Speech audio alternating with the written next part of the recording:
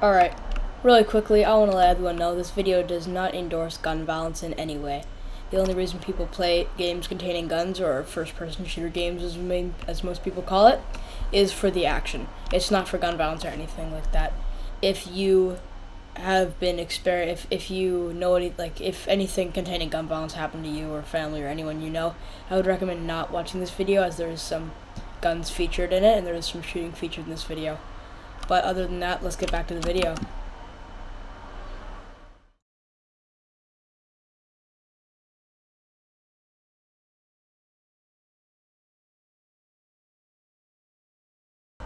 Hey guys, welcome back to my first video on Minecraft Breakdown. This is actually just going to be more of a commentary video this time, because I am going to be talking about, this is going to be a tutorial video, is what I'm trying to say here. And I will actually just be talking about mainly how to get started, what you should do if you're new to the server, some ways to make money, just stuff like that, you know? And like I said, like you might have seen in the panel before this video is not endorsing gun violence in any way, and I do not support gun violence in any way. The only reason people do play first-person shooter games, as I've mentioned already, is for the action, not for the violence. That's for me, at least. Enough with that, let's get on to the first one. So the first way to make money is what I'm going to say, because like money is pretty hard to get in this game. I'm lucky I have a decent faction with just me, and I'm allied with some good people, so we're not really on any shortage of money. But I do want to say one of the main ways to make money is so depending on where you are, when you go to decide to spawn, there will be a teleporter. The one will say wilderness, one will say paradrop, one will say PvP arena, and one will say carrier. Now carrier is just like another version of the spawn zone. It just brings you to an aircraft carrier. I'm going to say it's about maybe 100, 150 blocks away from spawn. Nothing crazy.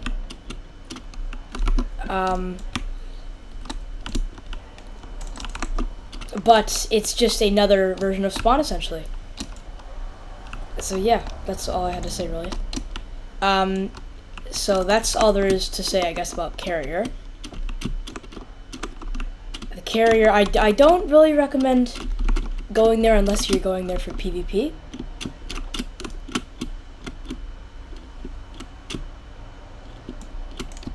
But other than that, you can go there if you want. Like, I can't really affect whether or not you go there.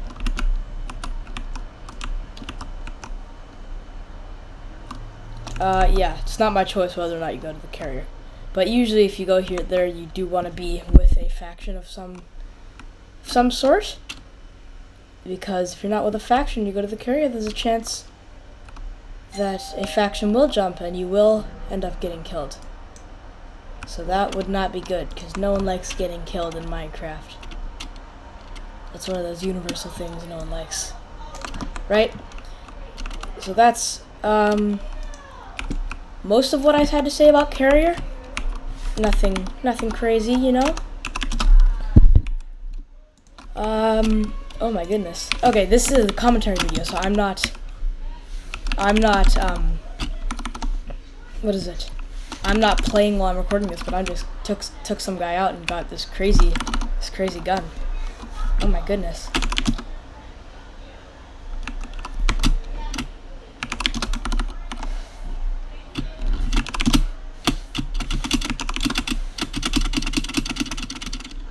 Alright, let's see. Is there a way to get back to spawn from where I am? Okay, so the second way of making money, if you are at spawn, you can go to this place I'm going to call the PvP arena. Now, in the PvP arena, you will find other players, alongside yourself, fighting to get some items. So in the PvP arena, you will spawn with a kit. Now, this kit is not the best kit in the world, but it is a kit. You will be provided with an MP5. You will be provided with some I think it's like robber armor or some sort of armor, of some sort, some food, and a gun. With this stuff, you try and run using your compass that you were provided with. Try and run to the end where the compass points to, and get back to spawn. This is a decently reliable money-making method, but I wouldn't recommend it, as once you complete it, it does take, I think, either 5 or 10 minutes to go back to the PvP arena, and it's just not as reliable, honestly. Often, like, a lot of NPCs can spawn, and it can be way too strong for a player who doesn't have the best stuff on them. And there's no real way to get better stuff in the PvP arena. Your inventory gets wiped. Let me just say, you can't join the PvP arena when there's anything in your inventory. So anything you had before you go into the PvP arena will just be wiped, ultimately. So I wouldn't recommend it. It's not super reliable. The next thing I'm going to talk about is paradrop. So around spawn, there is the safe zone, and then there is the war zone. There's the safe zone, the war zone, and the carrier. So the carrier will, what is it? You guys already know what the carrier is. So when you click paradrop, you go in, like, I think it's like a 400 block radius from spawning carrier, or it might be lower for carrier, but you get spawned around spawn, somewhere around spawn, right? Now you are just sitting, you're attached to a, when you click paradrop, you're automatically attached to a parachute, and you're falling from the sky into your spawn. So if you paradrop, you're sort of outside spawn, anyone can kill you. Be careful, you can't break blocks. So pretty risky. I wouldn't recommend going there. Just outside spawn, as it can be pretty risky if you're not with a faction when you go there. But yet again, this is a tutorial. Who am I to tell you what to do, right? So, if you do, if you do go using the oh my goodness, I'm lost for words here. Using the paradrop, I definitely, very, very, very highly recommend using having a faction, having team who you can trust and who will be there if you die, right? But if you don't, it's your choice, it's up to you, but I definitely wouldn't recommend it if you're new to the server, as there's a chance you lose stuff, and losing stuff in Breakdown when you're new to the server just isn't fun. It's not fun to lose stuff at all, but especially when you're a new player and you don't have that much stuff. Yeah. So the next thing I'm going to be talking about is the wilderness. If you go into the wilderness, you can be killed by anyone. You can break blocks, place blocks, and you can stumble upon bases. Bases is an area where enemies or allies, depending on whose base it is, can go and make their home. They can place down something called a faction. Wait, let's see. I'm going to pull up the shop and see what it is. It is called a faction territory flag. And the lore is place the flag down to mark the faction territory and claim the chunk which the flag is in. Only works within 15,000 blocks from spawn. So within 15,000 blocks, currently the spawn is like X60, Z330, somewhere around that. Within that area, from 15,000 blocks in any direction, you can make your base. Woo! So, this meaning, if you stumble upon a base, they have this thing called raid, like, unprotected and protected. So these are, if you want to raid a base and the base is protected, you're going to have to wait until the base is unprotected. The base will be unprotected every little while. I think it's half a day protected, half a day unprotected, or something along those lines. Well, as soon as the base is unprotected, you can raid it, do whatever you want, but you cannot break blocks unless you have fully raided it. You can fully raid a base by placing down some C4. Placing down some C4 on the flag if you can find it, or placing C4 on the nearby blocks or doors to blow the doors out of the way. If you blow the door out of the way, you'll be allowed through. The door will disappear. It will not drop in item form or anything like that. If you get to the faction flag, you can steal the flag, or you can try and blow it up using C4. Stealing the flag takes 15 minutes. I do advise, I wouldn't recommend this if you have explosives, because if you steal the flag, it'll take 15 minutes to break, and your coordinates will be publicly advertised in chat every now and then. Meaning there's a chance someone will come and find you and kill you and take your stuff, and that will not be fun for anyone. The next thing is, let's talk about if someone's attacking your base. Now there's something you can buy called a sentry gun. Now a sentry gun is essentially an automatic turret that goes around your base. But you need to be level 30 in breakdown in order to purchase one. So I wouldn't recommend buying them. They are pretty much, as long as you load them up, they're pretty good. And they are cheap.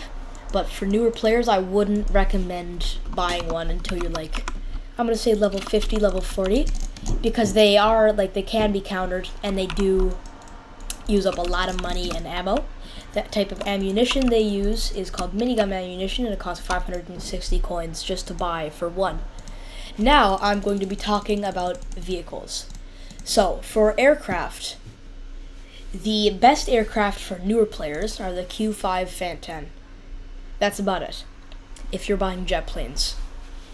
All the rest of the planes wait until you're later. Let's wait until you're later in the game. And the A10 I wouldn't recommend using. It is pretty expensive, but you do you. It has missiles, bombs, a GAU 38, a GAU 8A 30mm cannon, and quite a good amount of armor. So that's up to you. I wouldn't recommend using USA vehicles or World War II vehicles or World War planes. If you are using World War II planes, I would recommend sticking to the P-51, the Yak-9, the Zero, the Spitfire, the BF-109. Those ones. The Lancaster bomber is not good. It's not a good plane. It doesn't have an amazing amount of ammo. It's very hard to find enough passengers who actually want to fly one. The only type of missile it has, which isn't even a missile, it's a bomb. Now the German plane here, the Fokker DR1, I'm not sure what that's supposed to stand for, is not a great plane. I wouldn't recommend it. Sopwith Camel, decent plane, but definitely wouldn't recommend it. I also would not recommend the biplane or two-seat biplane. I find these as a waste of money. Now for vehicles. I wouldn't recommend buying the buggy. It's not that great. It doesn't have a lot of armor. It can only take you and one other person. If you are buying a vehicle, I would recommend sticking to the Humvee.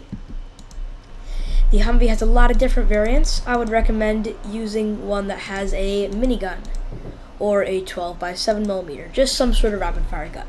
Most of the other guns aren't as good, and I wouldn't recommend buying them because, honestly, if you're fighting someone from a vehicle and the vehicle isn't parked, you're not going to be very accurate. Now, for tanks, I'm not going to go over our whole list of tanks, but I'm going to go over the main ones that you can see. The Challenger is one you might see, the Type 89, the Lav AD, let's see, the Cougar HEV is also pretty popular. It's sort of like a bigger, more buff version of the, of the Humvee. The M1A2 Abrams, M1A1 Abrams, the Terminator, the T90A. Those are the ones you'll probably see, and the Type 10. Those are the ones you'll probably see around spawn the most. But you never know what you're going to see on Breakdown these days. So yeah, I wouldn't recommend buying the buggy at all. If you want to buy it, it's completely up to you. It's not a bad vehicle. Personally, I just think it's kind of a waste of money. It's 1,000 coins. It only fits one passenger. It's not that fast. And it's not that durable. Next on for helicopters. So the first helicopter I would recommend buying is the AH-6J Little Bird. This little bird is mounted with 2 miniguns on the sides of it, and it can have rocket pods. So a rocket pod is essentially just a ton of smaller rockets mounted into a little, like, Fletcher, I guess you could say, on the side of a vehicle. So there are some of these in the Little Bird. The Little Bird does have the same amount of armor as the Lancaster bomber at 2,000, and this one costs 8,000 coins. It is definitely a run for your money. It is a great helicopter. I would not recommend buying any other helicopters than the AH-6J Little Bird, the MH-6 Little Bird, which is just the regular Little Bird, or the Chinook, which is pretty good, 25 passengers, 5,000 ammo. I wouldn't recommend buying this unless you actually have like 10 passengers. And then the APESH, the AH-64D APESH, that one's pretty nice. I would recommend buying that if you have enough money, but I wouldn't recommend buying it if you don't have enough money or if you have just enough money. Something I do like to say when I'm buying vehicles is I need to ask myself the question, like let's say I want to buy an A10 for my friend. Let's ask myself the question, can I afford 2 A10s? So A10 is 17K.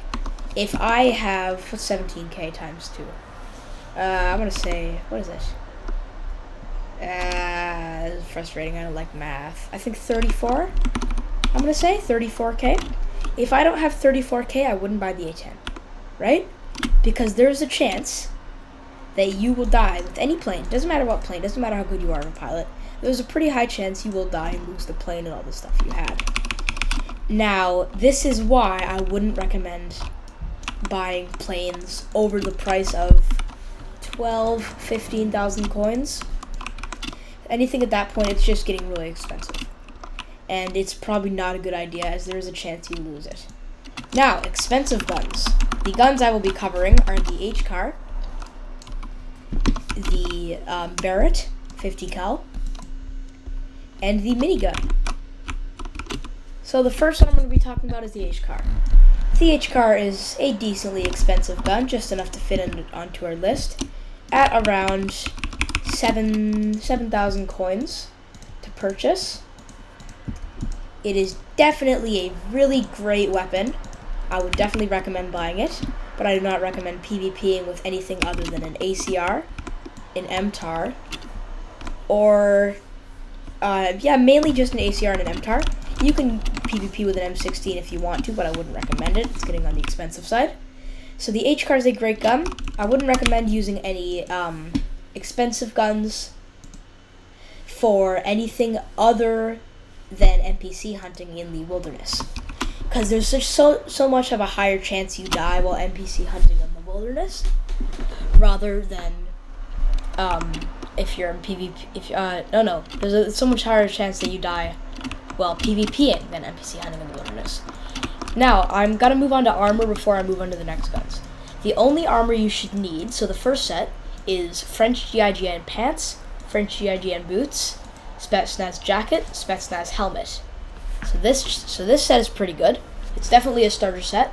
Oh no, it's not a starter set rather. It's a mid-game set, I would say, or a late game set, depending on where you are. Full French GIGN, you can lock at just level 6, and you can get the full set for just around 800 coins. I would definitely recommend this if you're in the lower tiers of levels.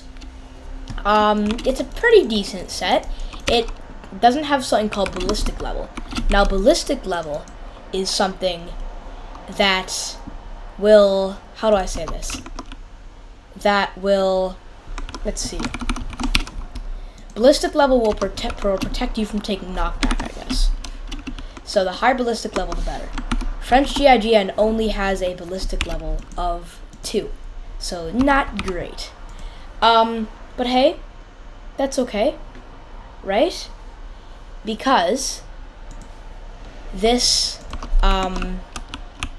stuff is pretty good. It's a pretty good set of armor. Now, I will tell you why, and the first reason why is because the French GIGN, it's cheap, right?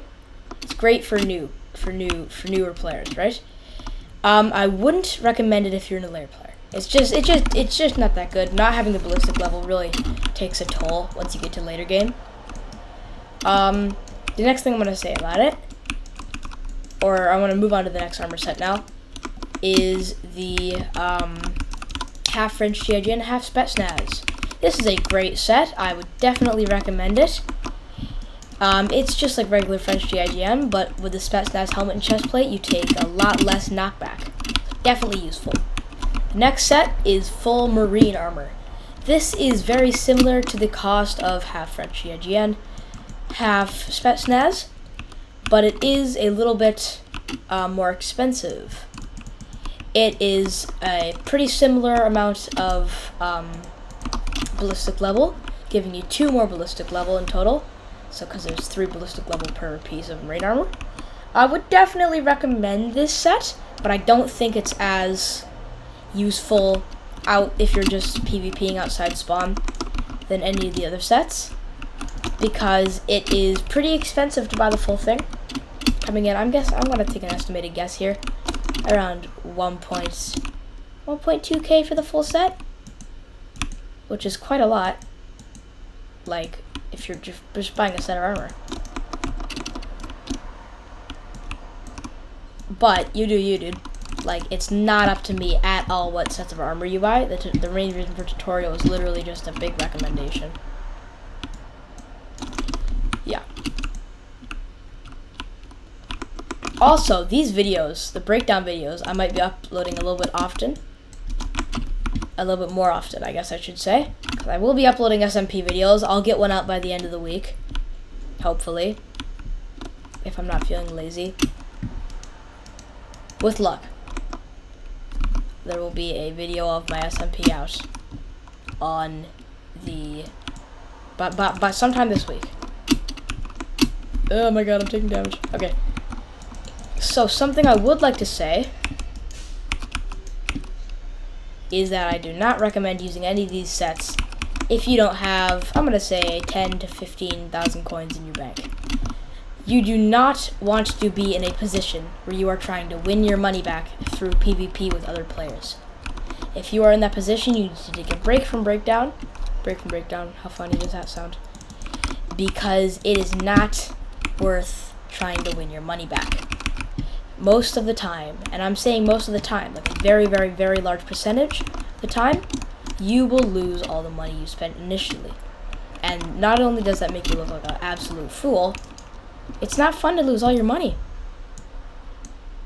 This is why I would recommend, if you're doing PvP and you're not doing that well, or it starts to make you frustrated, just take a break from breakdown or take a break from PvP. Because it's no fun to be trying to win your money back in a video game. That puts a lot of pressure on you, and it's just not good for your mental health. I can't say much. I'm not a mental health, like, person. Whatever. But I can tell going under stress is not good for your mental health. I know this from experience. Yeah, I'm not just a nerd who plays Minecraft.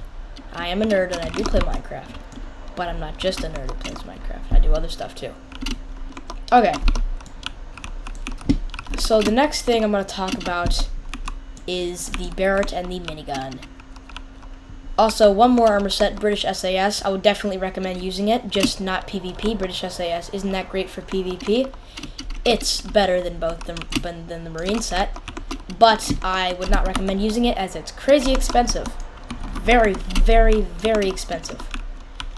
The next thing we're going to talk about is the Barrett and the minigun. The Barrett is a great gun for sniping, however it tops out from 20,000 coins to 40,000 coins, usually seen around 40,000 coins if you're buying it. I would not recommend buying one of these if you're using it for PvP outside spawn, as they are crazy expensive. They will put a big hole in your bank account, and I just don't see the use in it. Like, there's so many better snipers, like the L96 is a pretty good sniper. There's the R700 as well. Now, this is going to be one of my longer videos. I am going to be covering a lot in this video. But this is because it's a big tutorial. It's a pretty big server. There's a lot of features, you know? So, yeah. So the minigun, very expensive. Would not recommend using it in PvP. When holding the minigun, you get super duper slow. So, don't do it. So, yeah, it's just not as good of a gun. It's crazy expensive, and it's not worth losing all your coins over like a few kills outside spawn. You're better off just using a AK-47. I'm full French GIGM. Is a decent PvP set. Yeah. You're probably better off just using that kind of set. Also, if you ever get to a place where you are taking damage at fast enough of a rate that you're like, okay, I'm going to die, or you're thinking to yourself in your head that you're going to die, get out of there. Just literally walk backwards. Go back the way you came. Because I don't like dying and losing stuff. Pretty good chance if you're a human being, you don't like dying and losing stuff in a game. So, don't be associated with that. Don't lose your stuff is what I'm saying. If you have an expensive set of armor, I wouldn't recommend using it. Because chances are you're going to lose it. And guess who's a fool in that case if you lose your fancy set of armor? Because you were an idiot. And jumped outside spawn with a British SAS set.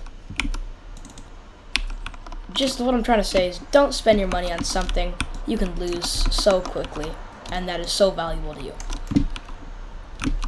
If something is expensive, if you're using a set that costs over 10,000 coins in total, do not go out outside spawn with that. You can go in the wilderness with that, just not in the war zone. Because that set is pretty expensive, right? 10k is a lot of money, 10,000 coins, right? You can buy a lot of stuff with that. So I wouldn't recommend using it out just in the war zone. But you do you. Who am I to boss you guys around? Yeah, the minigun is not that great of a gun. Honestly, you're better off just buying an H car because it's way cheaper, and I think it gets the job done better, honestly. Yeah, that's right. I really cannot hit this guy, can I? Okay. So the next thing I'm going to be talking about is, let's see, guns to use. What gun are you going to use, huh? Well, let's talk about it. The guns I would recommend using as a new game player are not MTAR. What am I saying? AK-47, ACR, AK-74, RPD, Dragunov, which is a type of Russian sniper rifle, I guess you could call it sniper rifle. That's about it for early game, RPD. Now, oh, one sec.